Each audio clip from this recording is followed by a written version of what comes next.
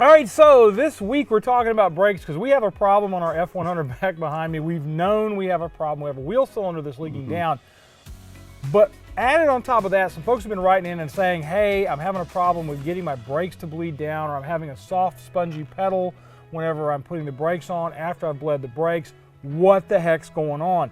And I can't say that we can give you a complete list of everything it could possibly be, but we're going to hit the top 5 today of things that could be causing your brake issues. Now for me, the number one, I'll call this number 5 because it's not usually as big a problem, but it can be an issue, and that is your brake lines. Damage to the brake lines, things like that can be a real issue for causing brakes to be spongy because you're not getting correct line pressure to everything on the system. Especially those old rubber lines that when you press the brake pedal down, it becomes a balloon. Those are wonderful for braking. You should always go in and replace the rubber hoses on your braking system. If you're upgrading to a high performance system, do not use the rubber lines if you can help it. Yep. Go in and put some kind of a braided steel line on there because that's just going to keep your brake pressures consistent going out to the calipers, and you need that flexible hose going out there because, you know, it's got to move. Even if you don't upgrade, if you brake enthusiastically sometimes. You mean like panic stopping? Cause like I did the other day on the F100. Because what that actually does is the rubber will heat up and expand easier, and the stainless steel braided doesn't. So, yeah, it just stays the same, so you keep your line pressure. Yeah. Another thing a lot of guys don't realize, and this is something that a friend of mine ran into when he was doing a system on his car, is that the stainless steel lines are harder to get to seal than Nicop or the standard steel, mild steel lines. You know, a lot more pressure on this seal face. Right, because you're having to mal that stainless onto whatever your system is going to, like a brass or whatever. So your malleable metal then becomes the brass ferrule, or that would be the flair. Yeah, let's just call it the flair. It's the flair, the little coney thing. Tech terms. So that is actually what your problem is you're not getting a good seal on there, and you're getting an air leak, not a fluid leak, because that was his problem. He wasn't seeing any issue, but he was still getting a spongy pedal, and he was pulling air around the stainless lines. Once he's tightened those up enough, and I am not, repeat, not going to tell you what enough is. We won't go into ugga-duggas and all that, but you really want to make sure that you get it tight enough. If you tighten those up really good and your brake sponginess goes away after bleeding the brakes again, you know you've got your problem solved up. Also, another thing with the rubber lines, the interior of them can erode. So yeah, and you'll never know until it's too late. Yeah, and the way to tell that is to take the line off and don't inhale, but try to blow through it. And if one way is harder than the other, you need to replace it. Now you're talking about taking the whole rubber line off too. Take just the rubber section off and try to blow through it, because it'll actually create little like flaps inside the line. Really? Yes. That's exciting. Yeah, I've had that with fuel lines and a whole bunch of other rubber. That's true, because that's basically, you know, that's something I hadn't even thought of, so I like that one a lot. All right, next up is new or existing, and what I mean by that is the last 3 master cylinders we put on cars, we've actually had one of them had this waxy stuff in it. And it wouldn't dissipate with the fluid. Yeah, it's supposed to be assembled with like assembly lube that dissipates and just dissolves into the brake fluid. But it didn't. No. Even and if you that was grabbed also one that we had an air issue too. Yeah. That's the one that we were going to put on this truck. Didn't work. It didn't work, had an air issue, so we took that one and replaced it with another master cylinder, which was fine. Yep. But my point on that isn't so much about the part, it's about checking the parts before you put them in. Always bench bleed a master cylinder before you throw it in, because the last thing you want to do is to find that out. After you've already put the lines on, filled it with fluid, and now have to drain it. And that actually happened to us on the truck, because we thought we had that stuff cleared out of the system. Yeah, we cycled it probably. We probably put a bottle of fluid through it. Yeah, we did. We put a bottle of fluid through it, and it was still there. I mean, we thought we had it cleared, and then we put it in the truck, and we pumped the brakes, and it went up inside. Floaties. Just what you want in your brake system. Floaties. Looked like someone took paper mache and just sprinkled it in there.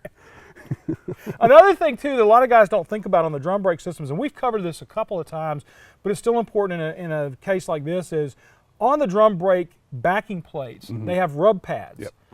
And especially because a lot of the GM drum brake systems, you can get the backing pads now. You can get all that stuff. The brake backing plates are available. But on the Ford side, that's not so much. it's not as much. And one of the things I tell guys is to just go in and make sure that those backing plate pads are clean and don't have any rub areas in them, because that's going to cause you a catch in the brakes. The shoe will actually sit down into it, and then you'll have to force it out of the lip. Exactly, and it's one of those kind of things where that's not necessarily going to cause you a spongy pedal. It'll cause less braking pressure on that corner. Exactly, and you won't know when that's going to happen. You'll be driving down the road, and I've had it happen on a car where one time it brakes hard on the one side because the pedal or it didn't catch on the... Yeah, it doesn't deploy all the way. Yeah, and on the other side it deployed just fine, and it just sent us into a spin. And then we went and fixed, we thought we'd fixed the problem. We looked at everything, didn't check that, went back out, and it moved to the other side because the same thing happened on the other side. We found out later. So that's something to be in mind of and to look out for, is that you can have those kind of issues on those. So always check your hard parts before you're putting everything in. Examine those calipers, make sure there's no damage marks on them or anything like that. And make sure the pins slide. Yes, if you have anything that's supposed to move or slide, make contact, it needs to be smooth and lubricated as well. Yeah, even with the pistons, make sure your pistons move in and out. I mean, you can do that by putting a block of wood in the caliper, using air to deploy that piston to make sure it'll pop out just a little bit. That's all you got to know about. And if the piston's crunchy when you compress it back into a caliper, just replace the caliper. You're done. And I mean, even in that case, that you're still, even with new parts, you're wanting to make that check. You don't need to deploy them out very far, because they typically don't, unless the pads are extremely worn out. They're not pushing out very deep, but you want to make sure you're good there. We were just talking about master cylinders. If you have a car with a single reservoir master cylinder, throw it in the lake. Not throw it in the lake. Or use it as a planter, whatever, because you could use that as to let the water drain out.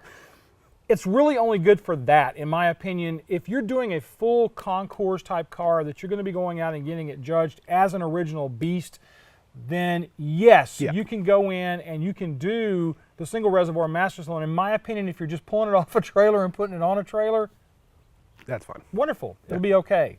But if you're going to be driving that sucker around any at all, you probably should go to a dual reservoir master cylinder, because on the classic cars, the single reservoir master cylinder is not a split system.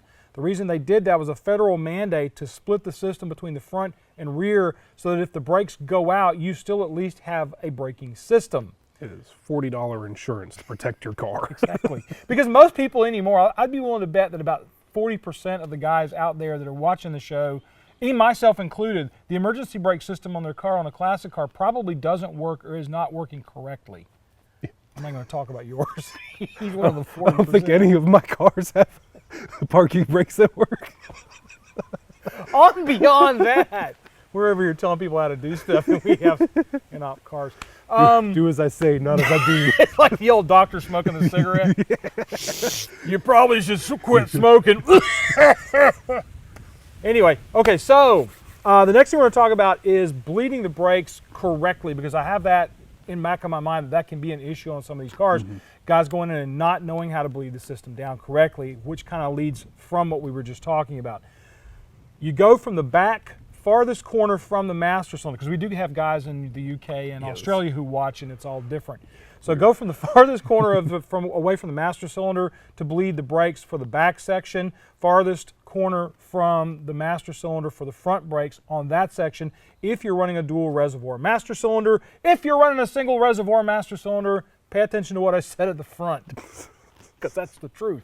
Make sure that all the parts on your car are matched up. And what I mean by that is this. Most of these cars that we're working on are at least 50 years old, and you don't really know where what you got comes from. Like, I'm dealing with a buddy of mine right now. He has a power steering pump that he can't fit the pulleys to on the new pumps for the Mustang he's working on, and we have now come to the determination he probably has a pump from a different vehicle on his Mustang. These cars have been mixed and matched. They've had things gone into them. People have changed out parts.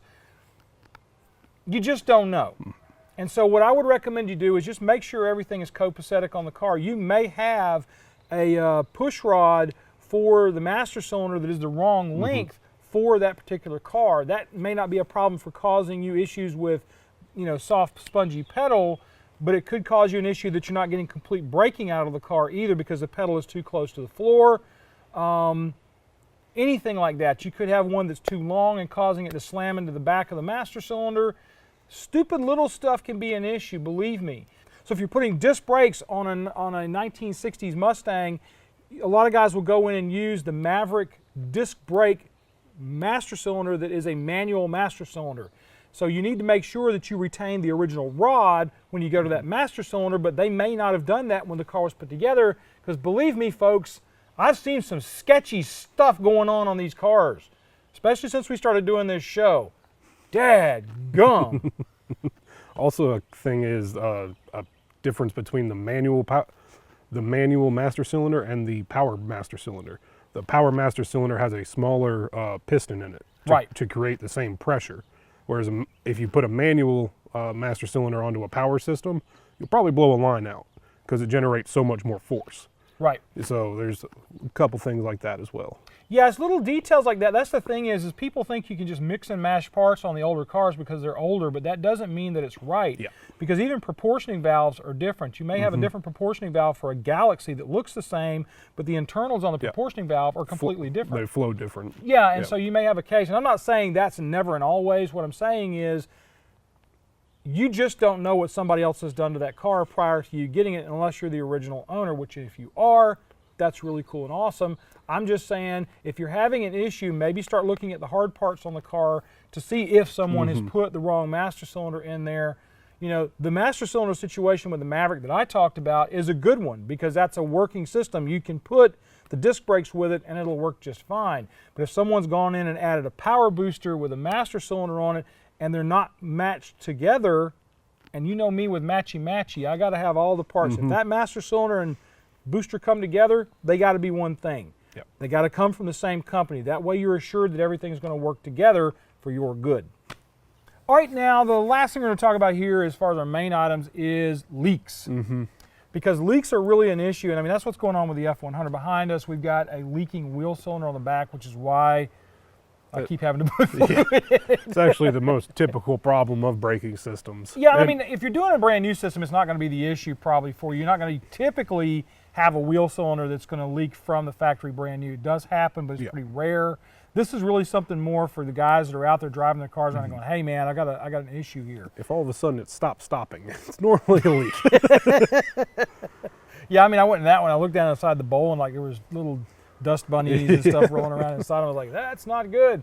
So we have front brakes, no back brakes. There's other places you can develop leaks. For one thing is the master cylinders. Yeah, that's a pretty big one. You can have internal leaks and external leaks in the master cylinder. The external is typically from the rear seal, and you'll see that as either running down the firewall in manual brake systems. Yeah, that's the seal closest to the firewall. Yep. Or you'll find out the hard way when your diaphragm and your power booster goes out because it leaks into the power booster and the brake fluid just erodes the rubber in it and it's done. And also the internal leaks, the way you find that is you just hold your foot on the brake pedal, and if it slowly droops down to the floor, you either have an external leak somewhere or an internal leak. So if you can't find a leak elsewhere in the system and your brake pedal's dropping, then you need a master cylinder. Okay. A lot of times too, you can see the trails on the firewalls on those cars too, because if you're using .3, it's going to eat the paint. Yes. You'll have a rusty trail down the firewall. You can always check that, and that's a fairly easy one to look for. If you have a single reservoir master cylinder, you already know how I feel about that. We've talked about it. Rewind and rewatch. Go back and look at whatever the timestamp is. All right, now finally, we're going to talk about one last little thing, and this is again more for guys that are driving the cars around on a regular basis than the guys who are actually working on a problem with a new system that's the bleed out on it.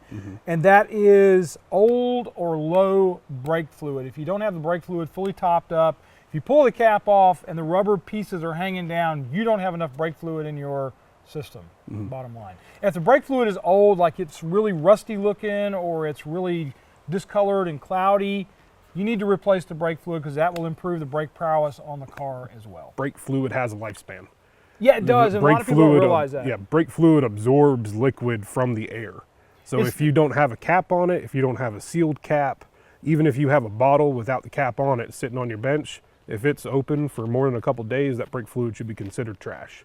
Now, isn't it supposed to be that? I mean, isn't it supposed to be able to pull... .1 through 4, I believe, absorb water. On purpose? Yes, because that saves your system from rusting internally. because it absorbs the water and doesn't allow it to touch the metal. Right. Dot 5 does not absorb water. Right, and that's one of the things that can be problematic about Yes. dot 5 because you can get an occlusion of water in the system while you're braking. It gets down near the calipers and it steams and you're done. Yeah, you have no brakes. Kind of like a single reservoir master cylinder. Yes, I am going to pound that to no end.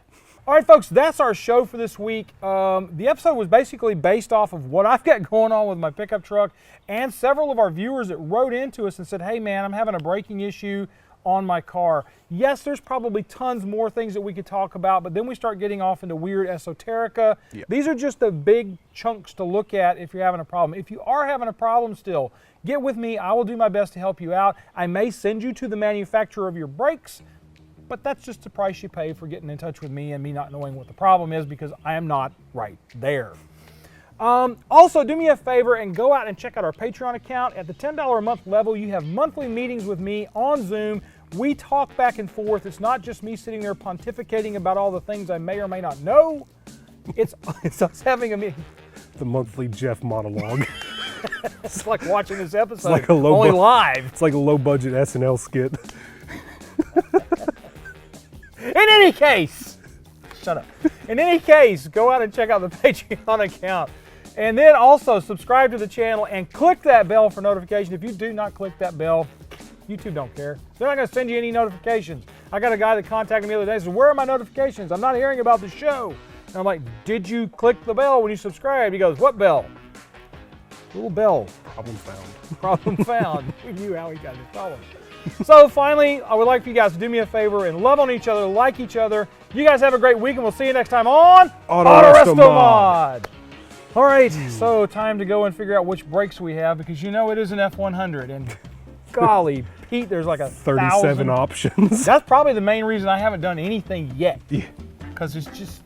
Is it a 9-inch with heavy-duty rear brakes, police brakes, wide brakes, heavy load brakes, camper special brakes, big block brakes, small block brakes, Invisa brakes, Bluetooth brakes. It's starting to sound like that guy on Forrest Gump. Boy, shrimp scampi. Or the AutoZone guy asking you. Does it have air conditioning? What does that have to do with my brake? Does it have an engine? I'm gonna make sure my phone's down before we get a phone call. I found out caffeine doesn't give you energy. What does it do? It takes away your ability to feel tired. Yeah. Yeah, it lessens the chemical that makes you feel tired. It kills that receptor. Well, no wonder I can't sleep anymore. I was like, that makes so much sense. So all these energy drinks are actually really not energy drinks, they're anti-tired drinks. Yeah. Who knew? Science on Autorestomod. Who could believe it? Oh my god. Okay. Action.